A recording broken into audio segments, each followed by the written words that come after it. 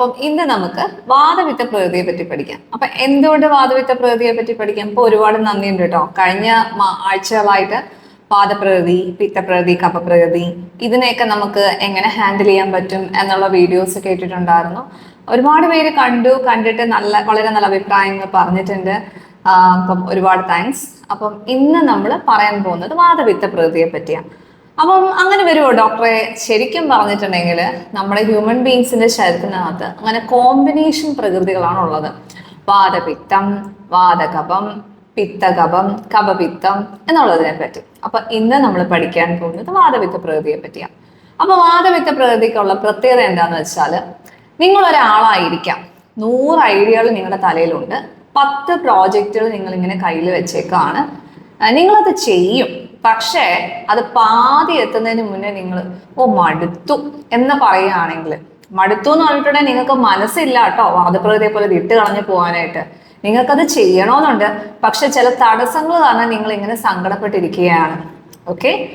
പിന്നെയെന്ന് വെച്ചിട്ടുണ്ടെങ്കിൽ നിങ്ങൾ എന്തെങ്കിലും ഒരു കാര്യത്തിന് ഇപ്പൊ ഭയങ്കരമായിട്ട് നിങ്ങൾക്കത് ചെയ്യണമെന്നുണ്ട്, ഒരു പേടിയും ഉണ്ട്. ഓക്കെ, മിക്കവാറുള്ള കാര്യങ്ങൾ എടുക്കുന്ന സമയത്ത്. അപ്പൊ ഇങ്ങനത്തെ ഒരു കോമ്പിനേഷൻ ആണ് നിങ്ങൾ എങ്കിൽ അത് വാതപിത്ത പ്രകൃതിയിലാണ് വരുന്നത്. മനസ്സിലായില്ല അല്ലേ? ഞാൻ കുറച്ചുകൂടെ വ്യക്തമായിട്ട് പറയാം. അപ്പോൾ ഇതിനകത്തെന്ന് പറയുമ്പോൾ വായുവിന്റെ ഒരു കൺട്രോളും വരും, പിത്തത്തിന്റെ ഒരു കൺട്രോളും വരും. അപ്പൊ വായു എന്തൊക്കെയാണ് നമ്മുടെ കൺട്രോൾ ചെയ്യുന്നത്? വായു നമ്മുടെ എല്ലാ ചലനങ്ങളെയും കൺട്രോൾ ചെയ്യുന്നു. നമ്മുടെ ചലനങ്ങളെ മാത്രമല്ല, ശരിക്കും പറഞ്ഞിട്ടുണ്ടെങ്കിൽ നമ്മുടെ ശ്വസന പ്രക്രിയ, അതുപോലെ തന്നെ നമ്മുടെ സർക്കുലേഷൻ, ഇനി നമ്മുടെ എലിമിനേഷൻ എന്ന് വേണ്ട നമ്മുടെ ബോഡിയിലെ എല്ലാ പ്രവർത്തനവും വായുവാണ് ചെയ്യുന്നത്. അപ്പൊ പിത്തത്തിന്റെ പ്രത്യേകത എന്തൊക്കെയാണ്?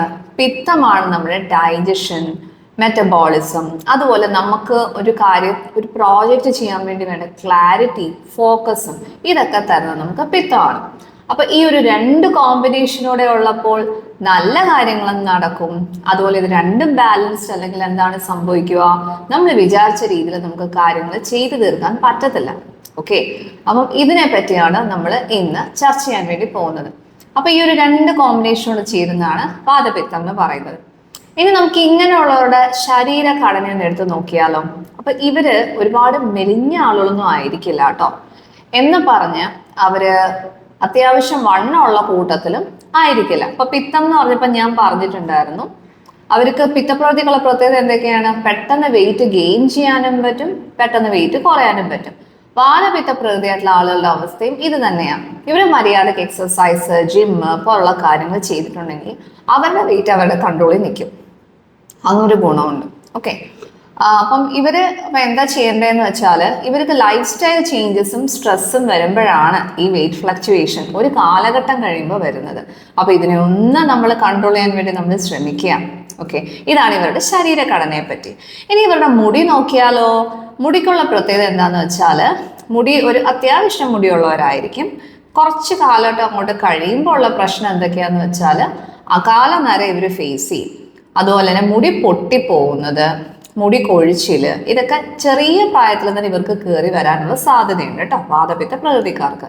ഇനി ഇവരുടെ സ്കിന്ന് നോക്കുവാണെങ്കിൽ വാദമുണ്ട്, പിത്തമുണ്ട് അല്ലെ? അപ്പൊ കോമ്പിനേഷൻ സ്കിൻ ടൈപ്പ്. അപ്പൊ എന്താണ് ഈ കോമ്പിനേഷൻ സ്കിൻ ടൈപ്പ് എന്ന് പറയുവാണെങ്കിൽ, കോമ്പിനേഷൻ സ്കിൻ ടൈപ്പ് എന്ന് പറയുമ്പോഴത്തേക്കും നമ്മുടെ ഈ കവിളിന്റെ ഭാഗത്തൊക്കെ ഇല്ലേ, അവിടെയൊക്കെ ഡ്രൈ ആയിട്ട് വരും. അതേസമയം നമ്മുടെ ഈ നെറ്റി, നമ്മുടെ മൂക്ക്, ഇവിടെ നമ്മുടെ ടീ സോൺ ഏരിയ എന്ന് പറയും. അപ്പൊ ഈ ടീ സോൺ ഏരിയ എന്ന് പറയുമ്പോൾ ഇവിടെ ഓയിലി ആയിട്ട് വരും. അപ്പൊ ഇങ്ങനത്തെ ഒരു കോമ്പിനേഷൻ സ്കിൻ ആയിരിക്കും വാതപിത്തക്കാർക്കുള്ളത്. എന്ന് വെച്ചാൽ അവർക്ക് മുഖക്കുരു വരാൻ സാധ്യതയുണ്ട്. സ്കിന്നിന് സംബന്ധമായിട്ടുള്ള സ്കിൻ ഇൻഫ്ലമേഷൻ, സ്കിൻ ഇഷ്യൂസ് ഒക്കെ വരാനായിട്ട് അവർക്ക് സാധ്യതയുണ്ട്. അതായത് ആഹാര കാര്യത്തിൽ കൂടി ശ്രദ്ധിക്കണം കേട്ടോ.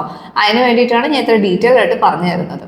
ഇനി നമ്മൾ സ്കിന്നിനെ പറ്റി നോക്കി, നമ്മൾ ഹെയറിനെ പറ്റി നോക്കി, നമ്മൾ ബോഡി ഘടനയെ പറ്റി നോക്കി. ഇനി നമുക്ക് നേരെ നമ്മുടെ ഈ ഒരു സിസ്റ്റത്തെ പറ്റി നോക്കിയാലോ, ഡൈജസ്റ്റീവ് സിസ്റ്റത്തെ പറ്റി നോക്കിയാലോ? അപ്പം ആദ്യം തന്നെ ഞാൻ പിത്തപ്രകൃതി പറഞ്ഞപ്പോഴും പറയുന്നുണ്ട്, നിങ്ങൾ സമയത്തിന് ഫുഡ് കഴിക്കുക.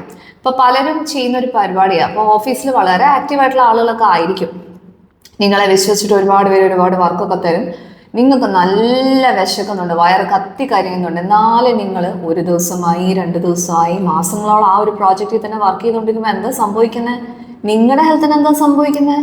നിങ്ങൾ വാദപിത്ത പ്രകൃതിയാണല്ലേ, അപ്പൊ നിങ്ങൾക്ക് acidity, ulcer, digestive issues, migraine ഇതൊക്കെ ഉണ്ടാവാൻ വേണ്ടി സാധ്യതയുണ്ട്. അതുകൊണ്ട് ഫുഡിനോട് കളിക്കാൻ നിൽക്കല്ല കേട്ടോ. സമയത്തിനും കാലത്തും നിങ്ങൾ ഫുഡ് കഴിക്കുക. അപ്പൊ നമ്മുടെ ഡൈജസ്റ്റീവ് സിസ്റ്റം നമ്മൾ നോക്കിയില്ലെങ്കിൽ ഈ ഒരു പ്രശ്നം വരും. ഇനിയും മൈൻഡ് ചെയ്തില്ല എങ്കിലോ പിന്നെ എനിക്കിതൊന്നും വരാൻ പോകുന്നില്ല എന്ന് പറയുന്നവരുണ്ടാവും. ഈ വീഡിയോയുടെ താഴെ കമന്റ് വരുമല്ലോ. അങ്ങനെയുള്ളവർക്ക് മൈഗ്രെയിൻ വരാൻ വേണ്ടിയിട്ട് വരെ സാധ്യതയുണ്ട്. ഓക്കെ, അതായത് ഒരു ജോലി എന്ന് പറയുമ്പം നമ്മൾ ചെയ്യുമ്പോൾ നമ്മൾ എല്ലാത്തിനും ഒരു യെസ് പേഴ്സൺ ആവാൻ പാടില്ല അല്ലേ. എല്ലാവരുടെ യെസ് പറഞ്ഞാൽ എന്താ സംഭവിക്കുക? നമ്മളൊരു ഗുഡ് ബോയ് അല്ലെ ഗുഡ് ഗേൾ പ്രൊഫൈലിൽ കയറും അല്ലേ. അങ്ങനെ ഗുഡ് ബോയ് ഗുഡ് ഗേൾ പ്രൊഫൈലിൽ കയറുമ്പം നമ്മൾ നമ്മുടെ പ്രയോറിറ്റീസ് നമ്മൾ നീക്കി വെക്കും. നമ്മുടെ പ്രയോറിറ്റീസ് നമ്മൾ നീക്കി വെച്ച് കഴിഞ്ഞാൽ കുറെ കഴിയുമ്പം നമ്മൾ ബേൺ ഔട്ട് ആവും. അതായത് ഒരു മെഴുകുതിരി എങ്ങനെ കത്തിക്കരിഞ്ഞ് വല്ലാണ്ട് ആവുന്നോ ആ രീതിയിലാവും. അതുകൊണ്ടാണ് ഇത്രയും കാര്യങ്ങൾ ശ്രദ്ധിക്കണം എന്ന് പറയുന്നത്. ഓക്കെ, ഇനി എനർജി ലെവൽ നോക്കുവാണെങ്കിൽ നിങ്ങൾക്ക് ചില സമയത്ത് അന്യായ എനർജി ആയിരിക്കും ശരിക്കും പറഞ്ഞിട്ടുണ്ടെങ്കിൽ. അപ്പം നിങ്ങളെന്ന് പറയുമ്പോൾ വളരെ ഉത്സാഹമുള്ള ആളുകളായിരിക്കും, ആവേശമുള്ള ആളുകളായിരിക്കും. ഇതേ ഉത്സാഹം ആവേശം കുറച്ച് കഴിയുമ്പോൾ അങ്ങോട്ട് കെട്ടങ്ങ് അടങ്ങും. അത് വാദം കൂടുതലായിട്ടുണ്ടെങ്കിൽ അപ്പം നിങ്ങൾക്കൊന്നും കംപ്ലീറ്റ് ചെയ്യാനും തോന്നൂല. നിങ്ങളുടെ വിചാരിച്ചു വെച്ചിരിക്കുന്ന ഒരു പ്രോജക്റ്റ് ചിലപ്പം ആ ചിന്തകൾ പോലും നിങ്ങൾക്ക് ചിതറിപ്പോവാൻ വേണ്ടിയിട്ട് സാധ്യതയുണ്ട്. അപ്പൊ ഇത് രണ്ടിനെയും നമ്മൾ ബാലൻസ് ആക്കി നിർത്താൻ പറ്റും. അതേസമയം വാദപിത്ത പ്രകൃതിയാണുള്ള ഒരു ഗുണം എന്താ? വാദക്കാരെന്ന് പറയുമ്പോൾ 100 ഐഡിയകളും പൊക്കിക്കൊണ്ട് വരും, പക്ഷെ അത് ഫോളോ അപ്പ് ചെയ്യൂല. ഫോളോ അപ്പ് ചെയ്താലേ ഒരു കാര്യം നടക്കുകയുള്ളൂ. ഐഡിയ ഉണ്ടായിട്ട് മാത്രം കാര്യമുണ്ടോ? ഇല്ല. അപ്പോൾ പിത്തക്കാരെന്ന് പറയുമ്പോഴത്തേക്കും ഇത് എക്സിക്യൂട്ട് ചെയ്യുക. അപ്പം നല്ല രീതിയിൽ നമ്മൾ എക്സിക്യൂട്ട് ചെയ്യുമ്പോഴാണ് നമുക്ക് അതുകൊണ്ട് ഗുണം ഉണ്ടാവുക. അപ്പോൾ എനർജി ലെവൽ നിങ്ങൾ നന്നായിട്ട് നോക്കേണ്ടത് വളരെ അത്യാവശ്യമാണ്. ഇനി അതുപോലെ നിങ്ങളുടെ മനസ്സിൻ്റെ സമാധാനം നിങ്ങൾ നന്നായിട്ട് തന്നെ നോക്കുക. അതായത് പെട്ടെന്ന് നിങ്ങൾ ഇമോഷണൽ ആവും. അങ്ങനെ അധികം ഇമോഷണൽ ആയി കഴിഞ്ഞിട്ടുണ്ടെങ്കിൽ നമ്മളെ അത് വെച്ച് യൂട്ടിലൈസ് ചെയ്യാൻ ആളുകൾ ഈ ലോകത്തുണ്ടാവും. ഓക്കെ, അപ്പൊ നമ്മൾ പെട്ടെന്ന് തന്നെ നമ്മൾ എന്തെങ്കിലും ഒരു കാര്യം സംഭവിക്കുമ്പോൾ നമ്മൾ ഭയങ്കര ഒരു ആകാംക്ഷ, അതിൻ്റെ ഒരു ദേഷ്യം, ഈ വക കാര്യങ്ങളൊക്കെ നമ്മളൊരു വാദപിത്ത കോൺസ്റ്റിറ്റ്യൂഷൻ ആണെങ്കിൽ നമുക്ക് വരാൻ സാധ്യതയുണ്ട്. അപ്പം നമ്മുടെ മൈൻഡിനെ നമ്മൾ എന്തായാലും നമ്മളൊന്ന് കൺട്രോൾ ചെയ്യാൻ വേണ്ടിയിട്ട് നമ്മൾ ശ്രമിക്കണം. അപ്പം അതിൻ്റെ വഴികളൊക്കെ ഞാൻ പറഞ്ഞു തരാം കേട്ടോ. ഓക്കെ, ഇനി പിന്നെ നമ്മുടെ ഉറക്കത്തെ പറ്റി നോക്കുമ്പോൾ പ്രശ്നം എന്താന്ന് വെച്ചാൽ നമ്മുടെ ഈ വാദം ഉള്ളത് കൊണ്ട് നമുക്കിങ്ങനെ കിടക്കാൻ പറ്റില്ല. രാത്രി ഇങ്ങനെ കിടന്നാലും ഇങ്ങനെ കുറേ ചിന്തകളും കുറേ ഐഡിയകളും ഒക്കെ ഇങ്ങനെ വന്നുകൊണ്ടിരിക്കും. പിന്നെ പിത്തവും കൂടെ കയറി കഴിഞ്ഞാൽ പിന്നെ പറയണം. ഒരുപാട് പേര് പറയാറുണ്ട് നട്ടപ്പാതിര സമയത്താണ് കിടന്നുറങ്ങുന്നത്. അപ്പം അങ്ങനെയുള്ള ഒരു ടെൻഡൻസി നമുക്കൊന്ന് കുറച്ച് മാറ്റിയെടുക്കാൻ പറ്റും. ഒരു ബുക്ക് എടുത്തിട്ട് നമ്മൾ ആ ബുക്കിൽ നമ്മൾ എഴുതിയിടുക എന്തൊക്കെ ഐഡിയകളാണ് നമ്മുടെ മനസ്സിലേക്ക് വരുന്നത് എന്നുള്ളതിനെ പറ്റി. എന്നിട്ട് അടുത്ത ദിവസം രാവിലെ നമ്മൾ വർക്ക് ചെയ്യാം എന്ന് നമ്മുടെ മൈൻഡിനോട് നമ്മൾ പറഞ്ഞിട്ട് നമ്മൾ ആ ബുക്കിൽ എഴുതിയിട്ടിട്ട് നമ്മൾ കിടക്കുകയാണെങ്കിൽ കുറച്ചുകൂടെ ബെറ്റർ ആയിരിക്കും. അപ്പോൾ ഉറക്കം ഉള്ളത് വളരെ പ്രധാനമാണ്. കാര്യം നന്നായിട്ട് ഉറങ്ങിയില്ല എങ്കിൽ അത് നിങ്ങൾക്ക് എന്തൊക്കെ പ്രശ്നങ്ങൾ ഉണ്ടാക്കും ശരിക്കും പറഞ്ഞിട്ടുണ്ടെങ്കിൽ നിങ്ങളുടെ ആങ്സൈറ്റി, ഇറിറ്റബിലിറ്റി, സ്ലീപ്പ് ഇഷ്യൂസ് ഇതൊക്കെ കൂട്ടാൻ വേണ്ടിയിട്ട് സാധ്യതയുണ്ട്. ഓക്കെ, അപ്പം നമ്മൾ ഒരു സമ്മിശ്ര ഒരു ഗുണം ഉള്ളതാണ് ശരിക്കും പറഞ്ഞാൽ വാദവും പിത്തവും കൂടെ ചേർന്നിട്ട്. ഇനി ഹെൽത്ത് ഇഷ്യൂസ് ഇപ്പോഴും ഞാൻ പറയുന്നു വർക്ക് ലൈഫ് ബാലൻസ് നന്നായിട്ട് തന്നെ മെയിൻറ്റെയിൻ ചെയ്യാം. അങ്ങനെ നമ്മൾ വർക്ക് ലൈഫ് ബാലൻസ് നമ്മൾ മെയിൻറ്റെയിൻ ചെയ്തില്ലെങ്കിൽ എന്തെല്ലാം പ്രശ്നങ്ങളുണ്ടാവും? വർക്ക് ലൈഫ് ബാലൻസ് നമ്മൾ മെയിൻറ്റെയിൻ ചെയ്തില്ലെങ്കിൽ ഉള്ള ഒരു ഫസ്റ്റ് വരുന്ന ഒരു ഇഷ്യൂ എന്താണെന്ന് വെച്ചാൽ നമുക്ക് മൈഗ്രെയിൻ വരും. ഓക്കെ, പിന്നെ നമുക്ക് ജോയിന്റ് പെയിൻ ഒക്കെ വരും. നമുക്കറിയാം, നമുക്ക് തന്നെ മിക്കവാറും എല്ലാവരും പറയാറില്ലേ ഈ കഴുത്ത് വേദനയുണ്ട്, അതുപോലെ തന്നെ നമ്മുടെ ബാക്ക് പെയിൻ ഉണ്ട്, ഒരു സ്വെല്ലിംഗ് ഉണ്ട്. ഇതൊക്കെയെന്ന് പറയുമ്പോൾ നമുക്ക് ഇമോഷൻസും കണക്റ്റഡ് ആണ്. അതെ, ഹെൽത്ത് ഇഷ്യൂസ് ഉണ്ട്, ഇല്ല എന്ന് ഞാൻ പറയുന്നില്ല. പക്ഷെ നമ്മുടെ ഇമോഷൻസ് കണക്റ്റഡ് ആണ്. നമ്മളിങ്ങനെ ഒരുപാട് കണ്ട് കഷ്ടപ്പെടുന്നു, ഏതെന്താ എനിക്ക് മാത്രം ഇങ്ങനെ എന്നൊക്കെയുള്ള ഒരു ഓവർവെൽമിങ് ഫീലിങ്ങും ഒക്കെ കൂടെ നമുക്ക് കയറി വന്നു കഴിയുമ്പോൾ എന്താണ് നമുക്ക് സംഭവിക്കാം? നമ്മുടെ ഹെൽത്ത് ഭയങ്കരമായിട്ട് വീക്ക് ആവാൻ വേണ്ടി സാധ്യതയുണ്ട്. അപ്പം നമ്മുടെ ആരോഗ്യം നമ്മൾ നല്ല രീതിയിൽ തന്നെ നോക്കുക. ഓക്കെ, അപ്പൊ ഇത്രയാണ് നമ്മൾ വാദപിത്ത പ്രകൃതിക്കാര്. ഇനി നമുക്ക് ഇവർ ചെയ്യേണ്ട ഒരു ദിനചര്യയെ പറ്റി നോക്കിയാലോ? ഏറ്റവും അത്യാവശ്യം പറയാനുള്ള കാര്യം നേരത്തെ കിടക്കുക, നേരത്തെ എഴുന്നേക്കുക എന്നുള്ളത് തന്നെയാണ്. ഓക്കെ, എല്ലാ വീഡിയോയിലും പറയുന്നത് പോലെ. ഇനി കിടക്കാൻ പോകുന്ന മുറി എങ്ങനെ ആയിരിക്കണം? പ്രകാശമുള്ളൊരു മുറിയിൽ ഈ കൂട്ടർക്ക് ഉറങ്ങാൻ പോലും പറ്റൂല. ഓക്കെ, അപ്പൊ കിടക്കുന്ന റൂം നമ്മളൊന്ന് കൂളാക്കി ഒന്ന് വെക്കുക. AC-യോ ഫാനോ കുറച്ചു നേരം ഇട്ട് അത്യാവശ്യം നല്ല രീതിയിൽ ഒന്ന് കൂളിംഗ് ആക്കി വെച്ച് ആ റൂം നല്ല ഇരുട്ടാക്കി വെച്ചിട്ട് നമ്മൾ കിടക്കാൻ നോക്കുക. ഓക്കെ, നമ്മൾ 1 മണിക്കൂർ 2 മണിക്കൂർ മുന്നേ ദയവ് ചെയ്ത് നിങ്ങൾ ഗാഡ്ജറ്റ്സ് മാറ്റി വെക്കുക. ഗാഡ്ജറ്റ്സ് മാറ്റി വെച്ചില്ലെങ്കിൽ നിങ്ങൾക്ക് പെർഫെക്റ്റ് ആയിട്ടൊരു സ്ലീപ്പ് കിട്ടില്ല. അപ്പോൾ നമ്മൾ നല്ല രീതിയിൽ ഉറങ്ങിയല്ലോ. ഇനി നമ്മൾ പിന്നെ അടുത്ത ദിവസം രാവിലെ നമ്മൾ എഴുന്നേറ്റതിന് ശേഷം നമ്മൾ ചെയ്യേണ്ടത് നമ്മൾ യോഗ, ധ്യാനം, മെഡിറ്റേഷൻ ഇങ്ങനെയുള്ള കാര്യങ്ങൾ ചെയ്യാം. ഇനി നിങ്ങൾ വാദവും പിത്തവും കൂടെ ആയതുകൊണ്ട് തന്നെ നിങ്ങൾക്ക് നീന്തൽ നല്ല ഒരു എക്സസൈസ് ആണ് ശരിക്കും പറഞ്ഞിട്ടുണ്ടായത്. തായ്ച്ചി, അതുപോലെ നമ്മൾ പ്രകൃതിയിലൂടെ നടക്കുക, ഇങ്ങനെയുള്ള കാര്യങ്ങളൊക്കെ നല്ല രീതിയിൽ തന്നെ നമ്മളെ ഹെൽപ്പ് ചെയ്യും. ഓക്കെ, പിന്നെ രാവിലെ എഴുന്നേറ്റുകൊണ്ട് ഈ ടീയും കോഫിയുടെയും പിന്നാലെ ഒന്നും ഓടാൻ നിൽക്കേണ്ട. ഇത്തിരി ജീരകം തിളപ്പിച്ച വെള്ളം കുടിക്കുന്നത് ഭയങ്കര നല്ലതാണ്. അപ്പൊ അത് കുടിക്കുക. ഇനി ബ്രേക്ക്ഫാസ്റ്റിലോട്ട് വരുമ്പോഴത്തേക്കും ഇൻസ്റ്റാഗ്രാമിലൊക്കെ ഇഷ്ടം പോലെ റീലുണ്ട്. ദയവ് ചെയ്ത് ഞാൻ പറയാം, അത് പാതി മുക്കാലും ഡോക്ടേഴ്സ് പോലും അല്ല പറയുന്നത്. ആ സാലഡ് കഴിക്കൂ, ഈ സാലഡ് കഴിക്കൂ. ഞാൻ ദയവ് ചെയ്ത് പറയാണ്, ഈ ആവശ്യമില്ലാത്ത സാലഡെല്ലാം കൂടെ കഴിക്കരുത്. കഴിച്ചു കഴിഞ്ഞാൽ നിങ്ങൾ ഞങ്ങളുടെ ഡോക്ടേഴ്സിൻ്റെ അടുത്ത് തന്നെയാണ് പിന്നെ വന്ന് നിൽക്കേണ്ടി വരുന്നത്. അതുകൊണ്ട് പറയാം, അതിനകത്ത് അതില്ലേ, ഇതിനകത്ത് ഇതില്ലേ, എല്ലാത്തിനകത്തും എല്ലാം ഉണ്ടെൻ്റെ സുഹൃത്തെ. ഇത് ദഹിക്കണ്ടേ? ദഹിച്ചാലേ നമുക്കത് ആരോഗ്യമാവുള്ളൂ. ദഹിച്ചില്ലെങ്കിൽ അതുകൊണ്ട് നമുക്ക് ആരോഗ്യമാവോ? അത് നമുക്ക് രോഗത്തെ ഉണ്ടാക്കുകയാണ് ചെയ്യാം, അല്ലെ? അപ്പൊ ഇതിനെ നമ്മൾ എങ്ങനെ ശരിയാക്കി എടുക്കാൻ വേണ്ടി പറ്റും? നമ്മൾ ഈസി ആയിട്ട് ദഹിക്കുന്ന ടൈപ്പുള്ള ആഹാരങ്ങൾ കഴിക്കാം. ശരി, നിങ്ങൾക്ക് വെജിറ്റബിൾ വേണോ? നമ്മൾ സൂപ്പായിട്ടോ വേവിച്ചോ അങ്ങനെ കഴിച്ചോളൂ. അങ്ങനെ കഴിക്കുമ്പോഴേ നമ്മുടെ സിസ്റ്റത്തിലേക്ക് അത് ശരിയാവുന്നുള്ളൂ. പിന്നെ ഫ്രൂട്ട്സ് ഒക്കെ തന്നെ ആയാലും രാവിലെ ഒരു 10 മണിക്കും 2 മണിക്കും ഇടയിലുള്ള സമയത്ത് കഴിക്കാം. അല്ലെങ്കിൽ രാവിലെ ബ്രേക്ക്ഫാസ്റ്റ് കഴിഞ്ഞോണ്ടേ ഫ്രൂട്ട്, ലഞ്ച് കഴിഞ്ഞോണ്ടേ ഫ്രൂട്ട്, ഡിന്നർ കഴിഞ്ഞോണ്ടേ ഫ്രൂട്ട്, ഇങ്ങനെ പോകരുത്. ഇങ്ങനെ പോവുകയാണെങ്കിൽ അത് നമ്മുടെ ശരീരത്തിനകത്ത് ഫെർമെന്റേഷനെ ക്രിയേറ്റ് ചെയ്യുന്നു. അപ്പൊ ഇതാണ് ആഹാരത്തെ പറ്റി എനിക്ക് പറയാനുള്ളത്. ഇനി വെള്ളം എന്ന് പറയുമ്പോൾ ഈ പറഞ്ഞ പോലെ ജീരകം തിളപ്പിച്ച വെള്ളം ഒക്കെ നമുക്ക് ശരീരത്തിന് വളരെ നല്ലതാണ്. പിന്നെ എക്സസൈസ് പറഞ്ഞല്ലോ, നമ്മുടെ തായ്ച്ചി, സ്വിമ്മിങ്, അങ്ങനത്തെ എക്സസൈസ് നല്ലതാണ്. അതുപോലെ നമ്മൾ പ്രകൃതി രമണീയമായ സ്ഥലത്തൂടെ നടക്കുക, മനസ്സ് ശാന്തമാക്കി വെക്കുക, അത് വളരെ അത്യാവശ്യമാണ്. ഇപ്പൊ എന്തേലും എല്ലാ കാര്യത്തിനും ഒരു കാരണവശാലും യെസ് പറയാൻ നിൽക്കരുത്. ഒരു യെസ് പേഴ്സൺ എപ്പോഴും ലൈഫിൽ ബേൺ ഔട്ട് ആയി പോകും. പ്രത്യേകിച്ചും നിങ്ങളുടെ കാര്യത്തിലാണ് ഞാൻ പറയുന്നത്. അപ്പൊ എന്തെങ്കിലും ഒന്ന് കാര്യങ്ങൾ ചെയ്യുമ്പോൾ നിങ്ങൾ നല്ല ഒരു, ശരിക്കും പറഞ്ഞൂടെ, വാദപിത്ത പ്രകൃതിക്കാരെ പറ്റി പറയുകയാണെങ്കിൽ ഒരു ഹൈ പെർഫോമൻസ് ആയിട്ടുള്ള ഒരു ഹൈ സ്പോർട്സ് കാറാണ്. അപ്പൊ ഈ സ്പോർട്സ് കാറിന്റെ പ്രത്യേകത എന്താ? ഈ സ്പോർട്സ് കാർ എന്ന് പറയുമ്പം അതിന് അടിപൊളിയായിട്ടുള്ള ഒരു ടർബോ എൻജിൻ ഉണ്ട്. ഓക്കെ, ഇനി അത് മാത്രമല്ല, പക്ഷെ ഇതിന് നമ്മൾ പ്രീമിയം ഫ്യൂവലും ആയിരിക്കണം കൊടുക്കേണ്ടത്, അല്ലെ? അതിന് നമ്മൾ ഈ ആവശ്യമില്ലാതെ കാണുന്ന ടൈപ്പ് ഇതൊന്നും അല്ല ഒഴിക്കുക അതിനകത്ത്, അല്ലെ? അതുപോലെ നല്ല രീതിയിൽ മെയിൻറ്റെയിൻ ചെയ്യണം. അതാണ് നിങ്ങളുടെ മനസ്സിനെയും ശരീരത്തിനും നിങ്ങൾ ആ രീതിയിൽ ഇമ്പോർട്ടൻസ് ആയിട്ട് തന്നെ നമ്മൾ പരിഗണിക്കുക. അതുപോലെ ദേഹത്ത് നമ്മൾ നന്നായിട്ട് ഓയിലൊക്കെ തേച്ച് നമ്മളൊന്ന് കുളിക്കുന്നതൊക്കെ വളരെ നല്ലത്. നമ്മുടെ മനസ്സിനെയും ശരീരത്തിനെയും ഒക്കെ ഒന്ന് കാമാക്കുന്നു. നമ്മുടെ ഉറക്കത്തെ റെഡിയാക്കാൻ വേണ്ടിയിട്ടും ഇത് നല്ല രീതിയിൽ തന്നെ അത് ഹെൽപ്പ് ചെയ്യുന്നുണ്ട്.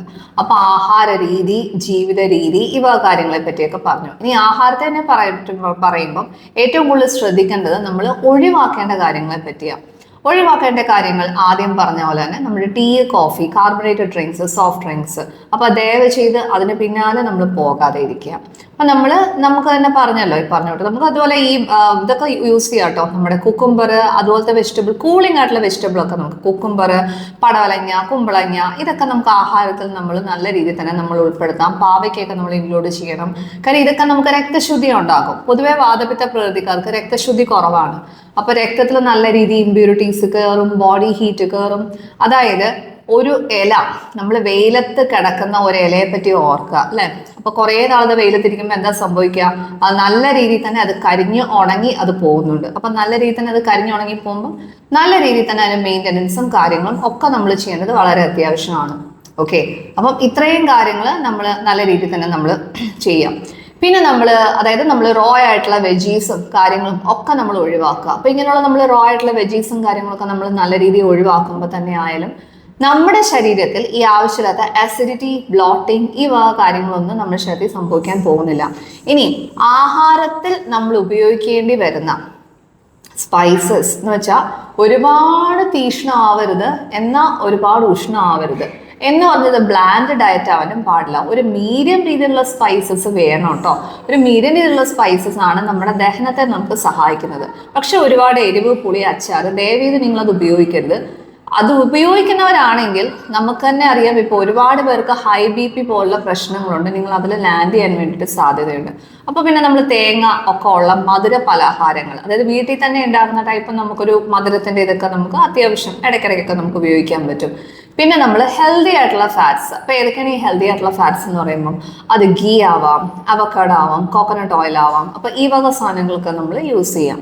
അപ്പൊ നമ്മൾ ആഹാരത്തിൽ ഒരു എന്തൊക്കെ മാറ്റങ്ങൾ നമ്മൾ കൊണ്ടുവരണം എന്ന് പറഞ്ഞു. ഇനിയും ജീവിത രീതിയെ പറ്റി പറഞ്ഞിട്ടുണ്ടായിരുന്നു. പിന്നെ ആവശ്യമില്ലാത്ത സ്ട്രെസ്സും ടെൻഷനും കാര്യങ്ങളും ഒക്കെ നമ്മൾ ഒരു പരിധി കൂടുതൽ നമ്മൾ എടുക്കാതെ ഇരിക്കുക.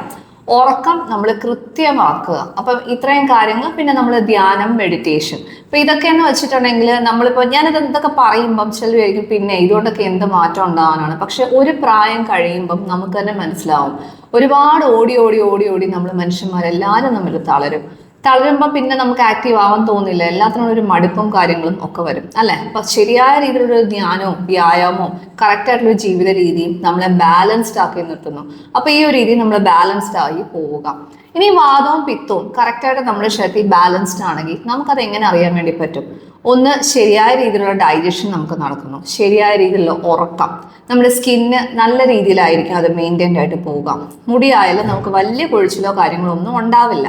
ഇനി ഈ വാദവും പിത്തവും ഇംബാലൻസ്ഡ് ആണെങ്കിൽ നമുക്കത് എങ്ങനെ അറിയാൻ വേണ്ടി പറ്റും? നമുക്ക് നല്ല രീതിയിൽ തന്നെ മുടി കൊഴിച്ചിലുണ്ടാവും. ആസിഡിറ്റി, ബ്ലോട്ടിങ്, അതുപോലെ തന്നെ മലബന്ധം, ഇത് വിട്ട് നമുക്ക് നേരം ഉണ്ടാവത്തില്ല. ഒരുപാട് ഹെൽത്ത് ഇഷ്യൂസ്, മെന്റൽ ഇഷ്യൂസ്, അതായത് ആങ്സൈറ്റി, സ്ട്രെസ്, ഇതൊക്കെ ഭയങ്കരമായിട്ട് കൂടാൻ വേണ്ടി നമുക്ക് സാധ്യതയുണ്ട്. അപ്പം ഇതെല്ലാ കാര്യങ്ങളും നമ്മൾ ടേക്ക് കെയർ ചെയ്യണം. അതായത് ഇത് വാദവും പിത്തവും ഭയങ്കരമായിട്ട് കൂടിയുള്ള ലക്ഷണമാണ് ഞാൻ ഈ പറയുന്നത്.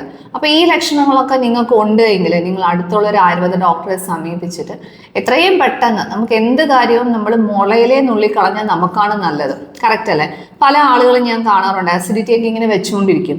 ആസിഡിറ്റി കുറെ കാലം കഴിയുമ്പോൾ നമുക്ക് അൾസറും മറ്റുള്ള ഗ്യാസ്ട്രോ ഇൻറ്റെസ്റ്റൈനൽ സിംറ്റംസും ഒക്കെ ആയി വരാൻ സാധ്യതയുണ്ട്. പിന്നെ അലോപ്പതി മാറി കഴിക്കുന്നു, ഹോമിയോപ്പതി കഴിക്കുന്നു, എല്ലാം മാറി മാറി കഴിച്ച് അവസാന ആയുർവേദത്തിൽ വന്ന് ചേരുന്നവരുണ്ട്. എന്ത് കാര്യം ഉണ്ടെങ്കിലും തുടക്കത്തിൽ തന്നെ നമ്മൾ ചികിത്സ എടുക്കുക. ഓക്കെ, അപ്പൊ ഈ പറഞ്ഞ ലക്ഷണങ്ങൾ ഏതെങ്കിലുമൊക്കെ നിങ്ങൾക്ക് ഉണ്ടെങ്കിൽ നിങ്ങളൊരു ഡോക്ടറെ സഹായം തേടുക. എത്രയും പെട്ടെന്ന് നമ്മൾ അത് ക്ലിയർ ആക്കി മാറ്റി സ്വസ്ഥമായ ശരീരത്തോടും സ്വസ്ഥമായ മനസ്സോടും കൂടി അസുഖങ്ങൾ വരാതെ നിങ്ങൾ നോക്കുക. ഓക്കെ, ഇതാണ് ആയുർവേദം അനുശാസിക്കുന്നത്. Okay, thank you dears.